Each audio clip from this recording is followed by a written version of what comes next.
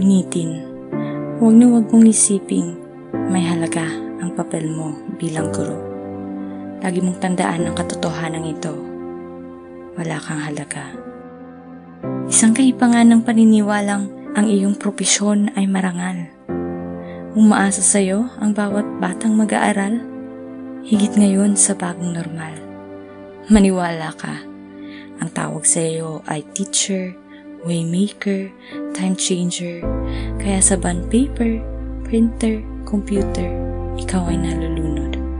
May maraming ginagampanan hindi dahil ikaw ay tagapagtaguyod ng edukasyon sa gitna ng mapanghamong panahon. Walang patutunguhan ang bawat paghahanda, ang bawat pagpapagal, ang bawat pagpupursige. Hindi totoong sila ay may natututunan sapagkat ang iyong pagtuturo ay walang kabuluhan.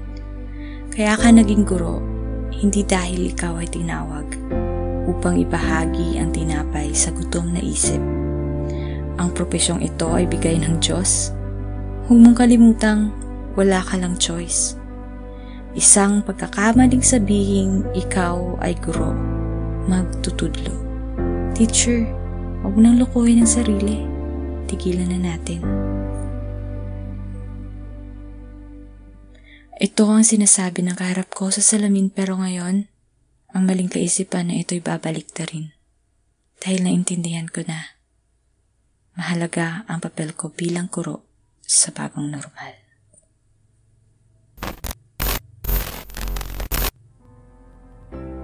Sa bagong normal, mahalaga ang papel ko bilang guro. Dahil naintindihan ko na, ngayon ang maling kaisipan na ito'y babalik na rin. Ito ang sinasabi ng kaharap ko sa salamin pero tigilan na natin. Teacher, huwag mo nang lokohin ang sarili. Ikaw ay guro, magtutudlo.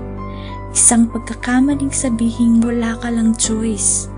Huwag mong kalimutang ang propesyong ito ay bigay ng Diyos upang ibahagi ang tinapay sa gutom na isip. Ikaw ay tinawag.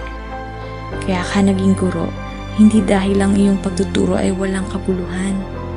Sila'y may natututunan sapagkat hindi totoong ang bawat pagpupursige, ang bawat pagpapagal, ang bawat paghahanda ay walang patutunguhan. Sa gitna ng mapanghamong panahon, ikaw ay tagpagtaguyod ng edukasyon. May maraming ginagampanan hindi dahil nalulunod sa bond paper, printer, computer. Ikaw ay waymaker, time changer, kaya ang tawag sa iyo ay teacher. Maniwala ka, higit ngayon sa bagong normal, umaasa sa iyo ang bawat batang mag-aaral. Ang iyong propesyon ay marangal. Isang kahibangan ang paniniwalang wala kang halaga. Tandaan ang katotohanan ito, lagi mong isiping may halaga ang papel mo bilang guro. Huwag na huwag mong punitin.